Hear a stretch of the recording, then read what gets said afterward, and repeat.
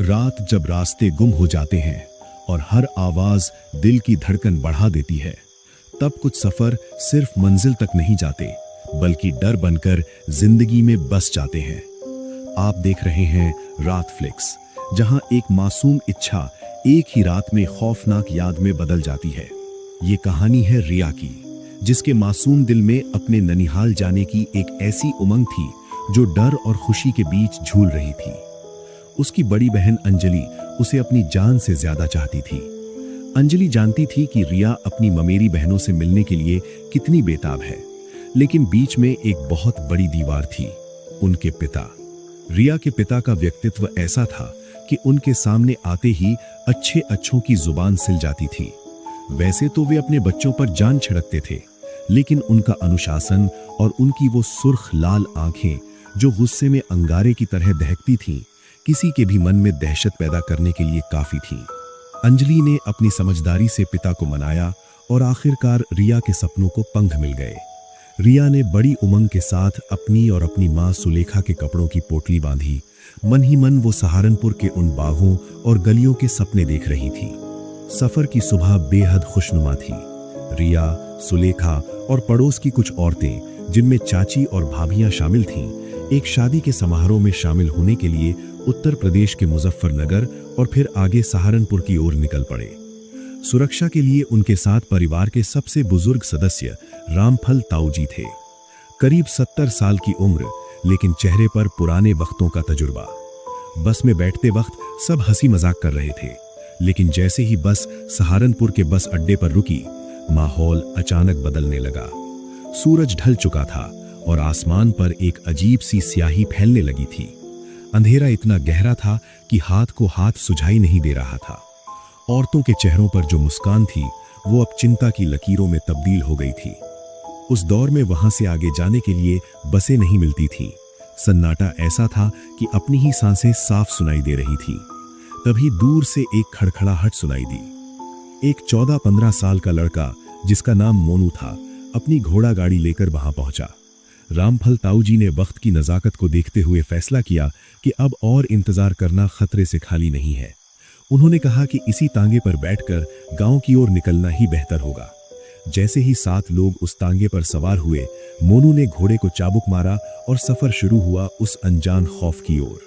आज से 25 साल पहले का वो इलाका, जहां सड़कें कम और गड्ढे ज्यादा थे। तांगा जैसे ही शहर की आखिरी बत्ती से दूर हुआ, एक ऐसी दुनिया शुरू हुई जहां सिर्फ अंधेरा था और खौफ। सड़क के एक तरफ मीलों तक फैले आम के पुराने बाग थे, जिनकी टहनियां रात में किसी राक्षस के हाथ की तरह लग रही थीं, और दूसरी तरफ गन्ने के ऊंचे ऊंचे खेत, जो हवा चलने पर सर सर की ऐसी आवाज करते थे जैसे कोई फुसफुसा रहा हो। घोड़े के खुरों की आवाज टक टक टक टक उस सन्नाटे को चीर रही थी, और उसके साथ ही रिया के दिल की धड़कनें धक धक धक धक तेज होती जा रही थीं। रिया को महसूस हो रहा था कि यूपी के उन रास्तों के बारे में उसने जो डरावनी बातें सुनी थीं, वे शायद सच थीं। तभी अचानक पीछे के सन्नाटे से एक भारी आवाज गूंजी, अबे रुक, सुनाई नहीं देता क्या? रोक गाड़ी। सबके खून जम गए। मोनू ने डरते डरते घोड़े की लगाम खींची। अंधेरे में से 3 साए उभर कर आए, हट्टे कट्टे रौबदार आदमी। उन्होंने एक तीखी और सरसरी नजर तांगे में बैठी औरतों और रिया पर डाली। उनकी आंखों में एक अजीब सी चमक थी जो रूह कपा देने वाली थी। बिना पूछे ही वे तीनों तांगे के पिछले हिस्से में सवार हो गए। अब तांगे का बोझ बढ़ चुका था और सन्नाटा और भी गहरा हो गया था। रिया की चाची और मां का सांस लेना भी मुश्किल हो रहा था। रामफल ताऊजी ने बस नाम के लिए अपना हाथ अपनी लाठी पर कस लिया, लेकिन वे जानते थे कि उन 3 जवानों के सामने वे बेबस थे। तांगा धीरे धीरे फिर से रेंगने लगा। तभी अचानक एक जोरदार धम की आवाज आई। तांगे के पीछे बंधा एक बैग नीचे सड़क पर गिर पड़ा था। वो आदमी जो सबसे आखिर में बैठा था, उसने चिल्लाकर गाड़ी रुकवाई। अबे रुक, सामान गिर गया है। जैसे ही वो आदमी बैग उठाने के लिए अंधेरे में नीचे उतरा, तांगे में बैठी औरतों की नजर उस पर टिकी थी। तभी उस आदमी ने कुछ देखा। अंधेरी झाड़ियों के बीच एक अजीब सा धुंधला साया उभरा। वो आदमी जो अब तक निडर लग रहा था, उसके चेहरे पर मौत जैसी सफेदी छा गई। उसने झपट कर बैग उठाया और लगभग कांपते हुए तांगे पर चढ़ गया। उसने मोनू को जोर से आदेश दिया, भगा इसे, जितनी तेज हो सके भगा। अब औरतों को यकीन हो गया था कि कुछ बहुत बुरा होने वाला है। उन्होंने चुपचाप बिना आवाज किए अपने गले की सोने की चेनें, कानों की बालियां और अंगूठियां उतारकर अपने पुराने पर्सों और कपड़ों के अंदर छिपाना शुरू कर दिया। वे समझ चुकी थीं कि ये 3 आदमी या तो चोर हैं या फिर किसी बड़ी मुसीबत से भाग रहे हैं। तभी उस काली रात में पीछे से एक और आवाज आई जो पिछले वाली आवाज से भी ज्यादा खौफनाक और भारी थी। अबे ओ मोनू, रुक जा। पीछे से एक मोटरसाइकिल आई। न कोई हेडलाइट, न कोई हॉर्न, बस एक काला सा साया जो तांगे के बराबर आकर चलने लगा। मोटरसाइकिल सवार ने अपना चेहरा ढका हुआ था। उसने मोनू को इतनी गंदी गाली दी कि मोनू के हाथ से लगाम छूटते छूटते बच गई। उसने तांगा रुकवाया और माचिस मांगकर बीड़ी जलाई। बीड़ी की उस हल्की सी लाल रोशनी में उसका चेहरा आधा ही दिख रहा था, जो बेहद डरावना था। उसने उन 3 अजनबियों को घूरा और फिर औरतों की तरफ देखा। उसने मोनू से कहा, तेरी अक्ल घास चरने गई है? इतनी रात को इन औरतों को लेकर इस मौत के रास्ते पर निकलने की हिम्मत कैसे की तूने? तुझे पता नहीं 6 बजे के बाद यहां परिंदा भी पर नहीं मारता? मोनू ने हाथ जोड़कर कांपती आवाज में कहा, साहब, ये बेचारी अकेली थी, बस मदद के लिए बैठा लिया। उस मोटरसाइकिल सवार ने बीड़ी का एक लंबा कश लिया और धुआं छोड़ते हुए कहा, आज तेरी किस्मत अच्छी है मोनू, और इन यात्रियों की भी। जा, जल्दी निकल यहां से, और याद रख, अगले गांव तक मेरी नजर तुम पर है। कहकर उसने अपनी मोटरसाइकिल अंधेरे में ओझल कर दी। तांगे में सन्नाटा था। जब कुछ दूर निकल आए तब मोनू ने रोते हुए बताया कि वो आदमी इलाके का सबसे बड़ा नामी बदमाश था। कुछ साल पहले उसी आदमी का एक्सीडेंट हुआ था और मोनू ने उसे खून से लथपथ हालत में अस्पताल पहुंचाया था। आज उसी एहसान के बदले उसने उन सब की जान और इज्जत बख्श दी थी।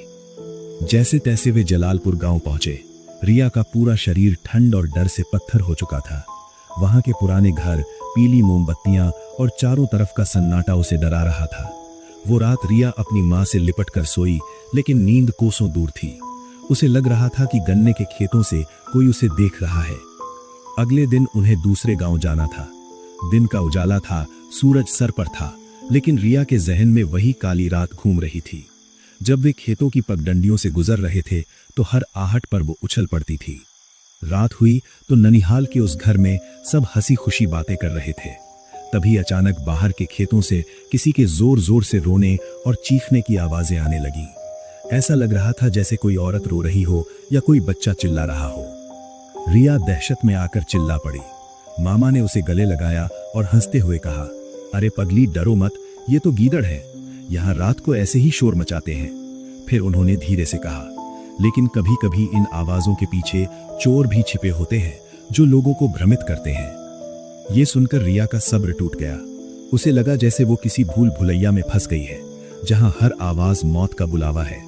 जो ननिहाल उसके लिए खुशियों का घर था, वो अब एक भयानक जेल जैसा लगने लगा। 1 हफ्ते का सफर उसने रो रो कर सिर्फ 4 दिन में खत्म करवाया। जब वो वापस अपने घर हरियाणा पहुंची और अपनी बहन अंजलि को गले लगाया तो उसके आंसू थमने का नाम नहीं ले रहे थे। उसने कसम खा ली कि वो कभी दोबारा उस यूपी की तरफ मुड़कर नहीं देखेगी। वो काली रात, वो घोड़ा गाड़ी और वो बीड़ी की रोशनी में चमकता हुआ चेहरा रिया के जीवन का सबसे डरावना सच बन गया। रिया घर लौट आई, लेकिन उस तांगे की टक टक, गन्ने के खेतों की सरसराहट और अंधेरे में उभरी आवाजें आज भी उसका पीछा करती हैं, क्योंकि कुछ रातें बीत जाती हैं और कुछ रातें इंसान के अंदर हमेशा जिंदा रहती हैं। अब बताइए, अगर आप उस सुनसान रास्ते पर होते तो क्या आप उस घोड़ा भाड़ी में बैठने की हिम्मत करते?